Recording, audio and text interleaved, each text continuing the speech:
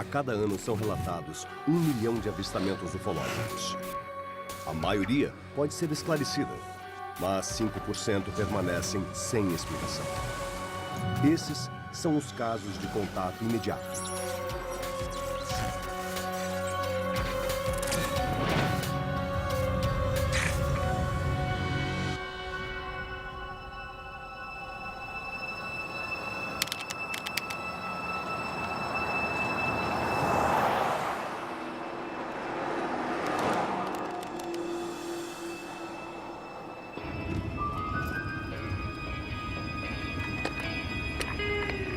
Ei, primo.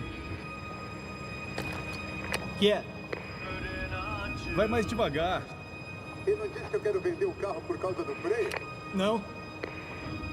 O carro tá com mais algum problema? É brincadeira. Você tem que tomar cuidado com a estrada. John Smith e o primo Billy estavam indo para a cidade de Carmax para vender o carro antigo.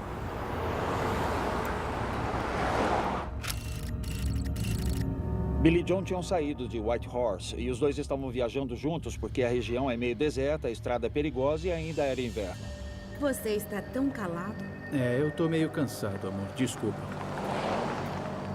Na mesma noite, na mesma estrada, 16 quilômetros atrás, uma família voltava para casa depois de passar o fim de semana fora. Para atendê-los, não revelamos seus nomes, nós os chamamos de Família Brown. Eles tinham passado o fim de semana em White Horse e estavam voltando para casa em Pelly Crossing. A gente devia ter pego a estrada mais cedo. A gente conversou com eles várias vezes e nunca mudaram a história. Tá muito escuro. Estavam na extremidade, ao sul do lago. Aí fizeram uma curva e viram uma faixa de luzes ao longe.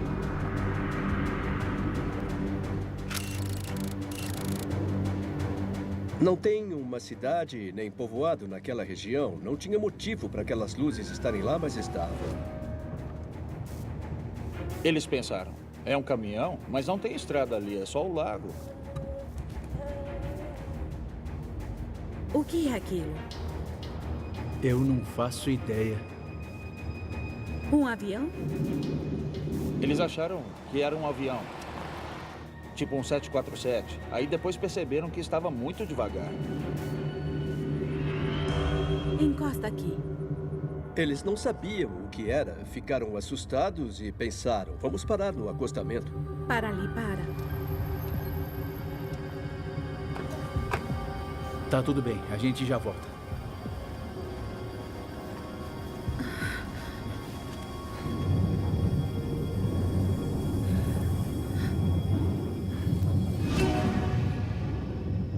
Eles viram que as luzes todas vinham de um único objeto bem grande.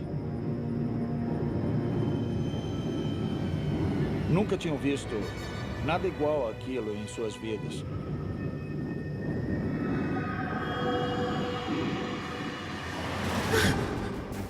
Daniel.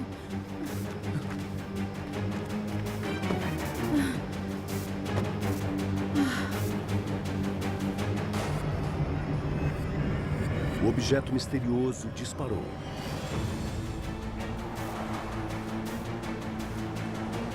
Na direção de Billy e John Smith.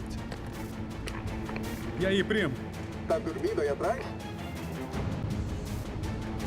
Eles não tinham ideia do que os aguardava. Billy estava na frente do John, dirigindo a caminhonete. Aí ele fez uma curva. E viu uma faixa de luzes enorme pairando sobre o lago.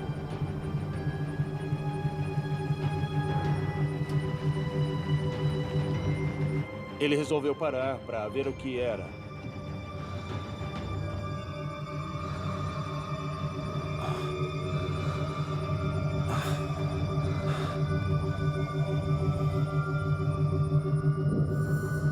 Billy contou que parecia que o objeto estava indo bem para cima dele, como se soubesse que ele estava ali.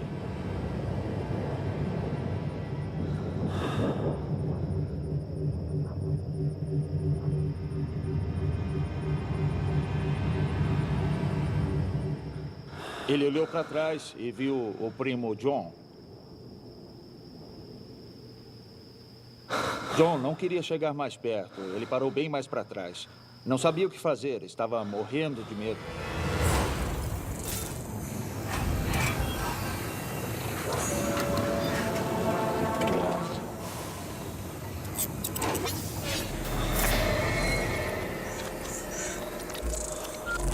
O Billy estava hipnotizado por aquela coisa. As testemunhas disseram que era do tamanho de um estádio de futebol. Era imenso, surreal.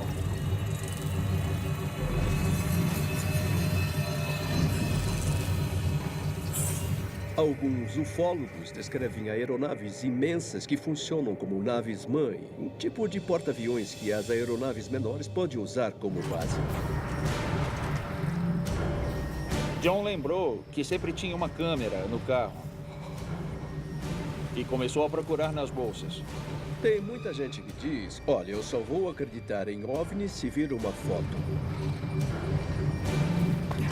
A câmera não estava funcionando direito. Em alguns casos de contato imediato, as câmeras param de funcionar por causa do campo eletromagnético que se forma.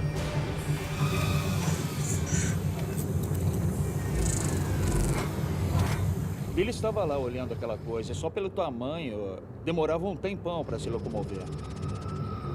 Demorava uns bons minutos.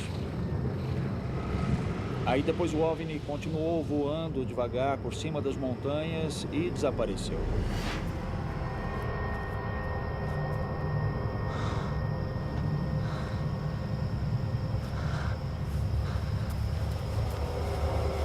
Vamos embora.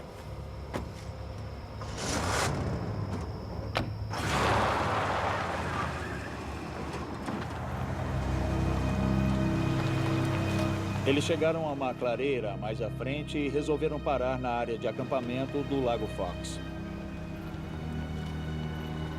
Estavam confusos, aquilo seria uma alucinação conjunta ou teriam visto algo real?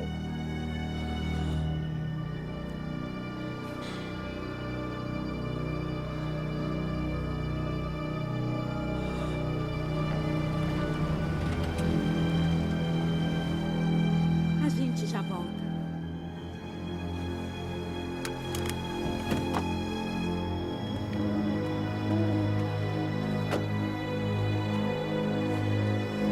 Os Brown chegaram ao mesmo local no Lago Fox e viram Billy e John ali. Oi.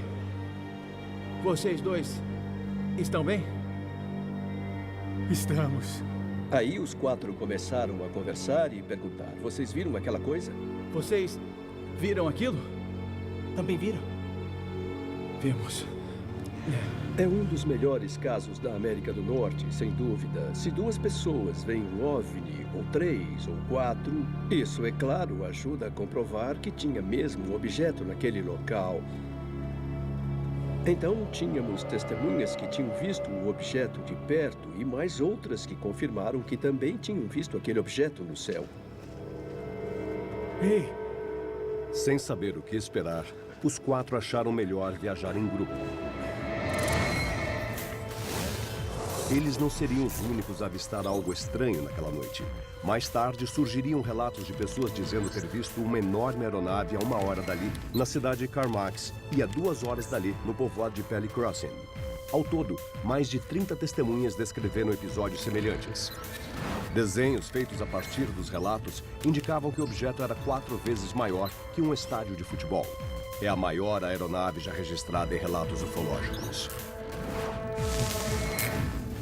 Alguns acharam que o objeto fosse um dirigível, mas é raro haver voos no inverno. Um relatório detalhado do episódio foi apresentado ao governo do Canadá. Não há resposta oficial até agora.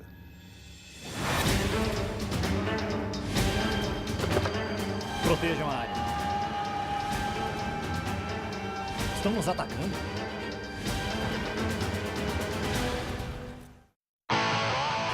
Num programa de aventura extrema,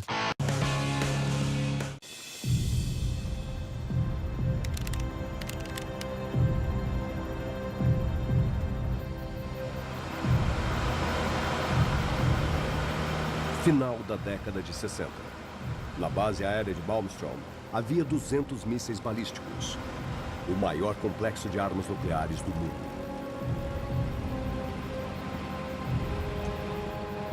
Também uma das bases mais bem vigiadas.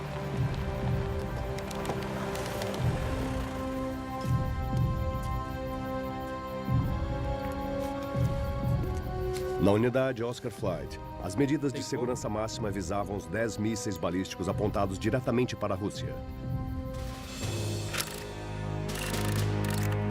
A Oscar Flight era uma das muitas operações realizadas nas instalações da base aérea de Malmstrom.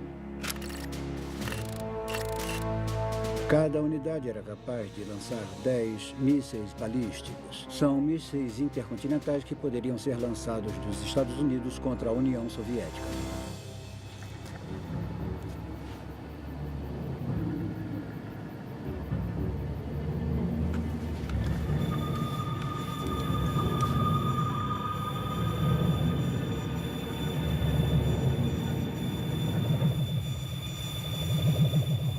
Falamos do ano de 1967. A Guerra Fria era uma realidade e havia muita animosidade entre a Rússia e os Estados Unidos, e um se preocupava com o poderio bélico do outro.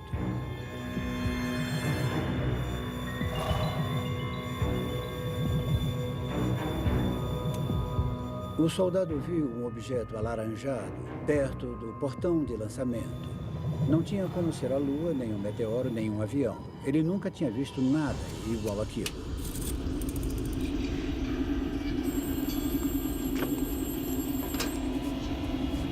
Estou vendo também. Vou ligar lá para baixo.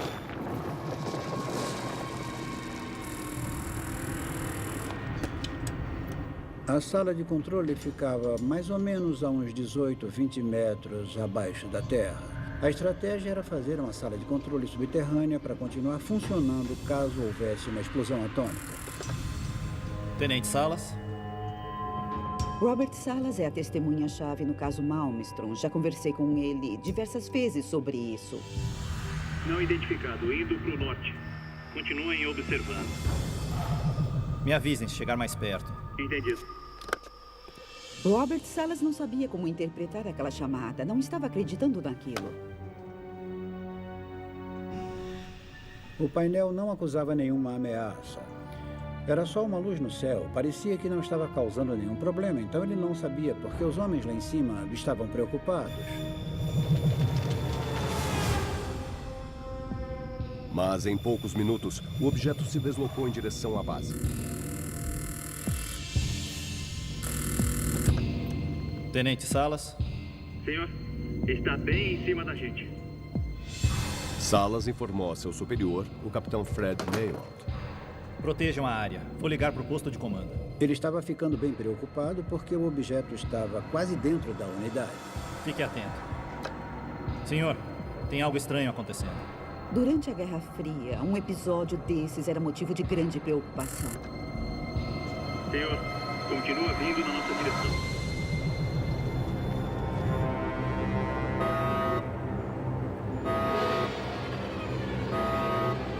Senhor, perdemos os mísseis 1 e 2. Àquela altura, Salas viu que estavam perdendo contato com os mísseis.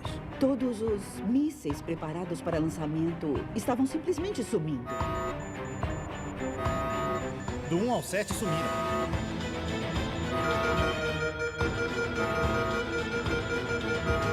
Um a um, eles foram perdendo contato com cada um dos mísseis, ao mesmo tempo em que os soldados lá fora viam um objeto bem em cima deles. O capitão Maywald mandou alguns soldados verificarem os 10 mísseis da Oscar Flight. Os mísseis estavam espalhados pelo interior do estado de Montana, a 32 quilômetros da sala de controle. Os mísseis estavam a uns 20 metros abaixo da terra, estavam enterrados bem fundo e tinha uma distância de 1,5 km entre cada um. Se uma das salas de controle fosse atingida, um míssil estaria fora de combate, mas os outros 9 continuariam. Não tinha como todos serem desativados de uma vez.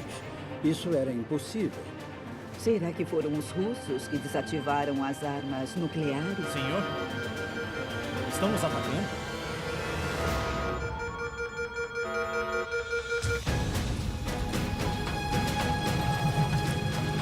Eles não tinham sido treinados para coisas como aquela.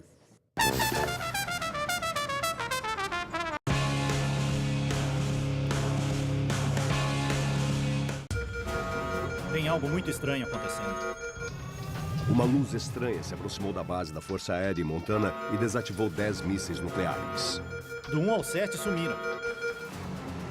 Os militares correram para o local de armazenamento dos mísseis em busca de respostas.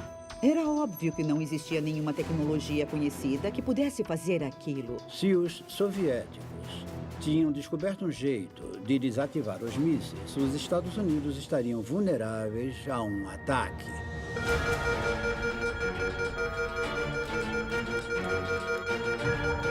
A primeira providência foi tentar armar os mísseis de novo.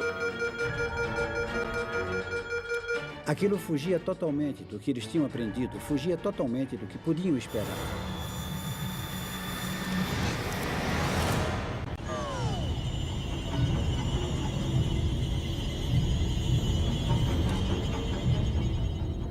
A Oscar Flight foi completamente desativada.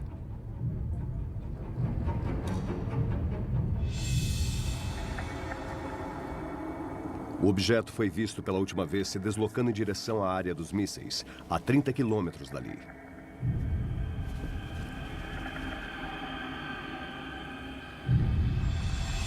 Os soldados foram conferir a área. Não tinha nenhum sinal de invasão, nem de que alguém tivesse estado ali. Senhor, nenhum sinal de dano. É pra gente voltar pra base? Câmbio.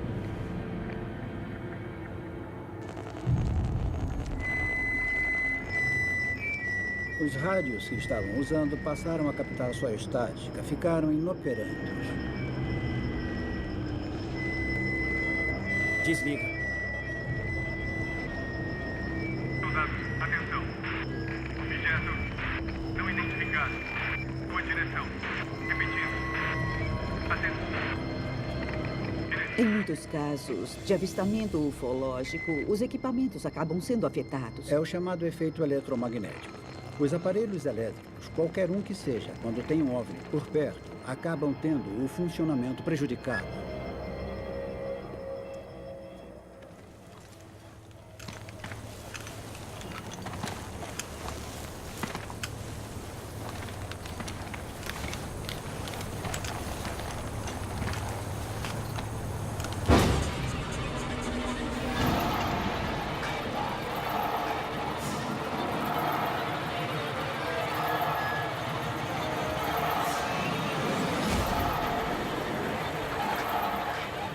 Eles não tinham sido treinados para situações como aquela.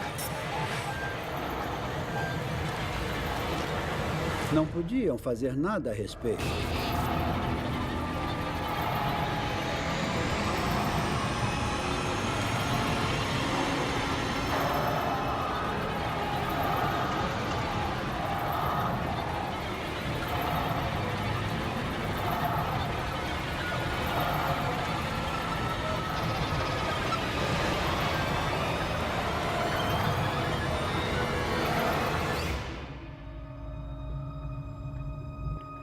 Na sala de controle, o sistema continuava fora do ar. Salas e Maywald não estavam conseguindo reativar as armas nucleares, nem entender por que não estavam funcionando.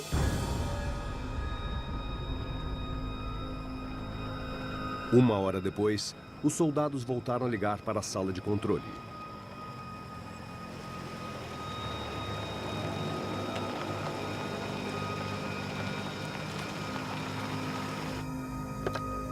Tenente Salas.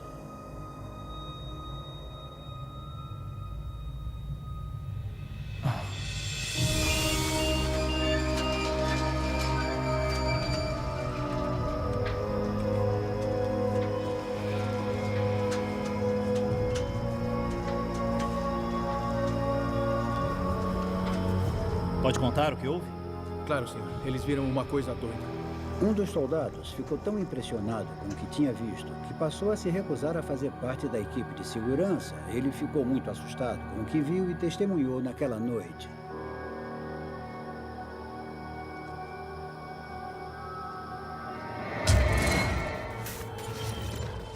O incidente na área de segurança máxima levou a uma investigação detalhada. O tenente Salas contou depois que a Força Aérea dos Estados Unidos mandou que ele assinasse documentos que o proibiam de falar do estranho episódio. Salas relatou que os mísseis foram reativados mais tarde. Mas os arquivos oficiais não registram nenhuma queda no sistema na base de Malmstrom naquela noite.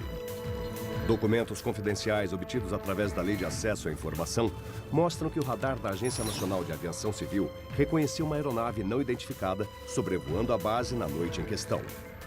Como Salas não chegou a ver o objeto, os céticos continuam a questionar sua credibilidade. Até hoje, não há qualquer explicação oficial para o incidente na base aérea de Malmstrom.